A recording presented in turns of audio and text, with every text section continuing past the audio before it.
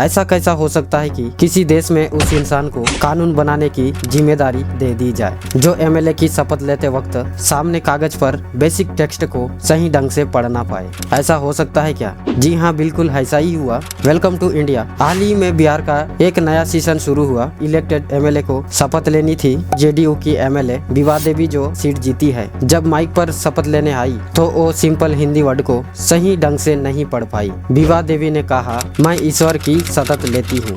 मैं ईश्वर से शपथ लेती हूँ। हालत सुनकर हे हो गई कि उनके बगल में बैठी एक नेताजी मनोरमा देवी प्रॉम्प्टर बनना पड़ा। वो धीरे से एक लाइन बोलती और विभा देवी उसे रिपीट करती, बिल्कुल वैसे ही जैसे कि स्कूल में बच्चों को डिक्टेशन दिया जाता है। और जब मनोरमा देवी ने लाइन नहीं बोली तो विभा देवी बोलती है, ये चुटकी बोलना। अब देखो, इसमें हंसने वाली बात है। आप इसमें मीम बना लो या फिर मजाक उड़ा लो, कुछ भी करो। अपने देश में हर दूसरे नेता की ऐसा ही हालत है। इस देश में चपरासी नौकरी करने के लिए 10th पास होना जरूरी है, लेकिन पूरा देश को चलाने के लिए पढ़ा लिखा होना जरूरी नहीं समझते हैं। आज भी नेताओं अपने देश में इस बात पर जीत जाते हैं कि वो कास्ट और पॉलिटिक्स के वजह से दबंगी की दम पर जीत जाते हैं। लेकिन सोचने वाली बात यह है, कितने वोट से इन पोल्यूशन कर सकते हैं। ये नेता लोग हमें बजट और कानून सिखाएंगे, लेकिन खुद की शपथ तक ढंग से पढ़ नहीं पा रहे हैं, तो हम लोगों को कानून क्या समझाएंगे? और आम जनता को दिमाग में रखते हुए उसे इम्प्लीमेंट कर पाएंगे क्या?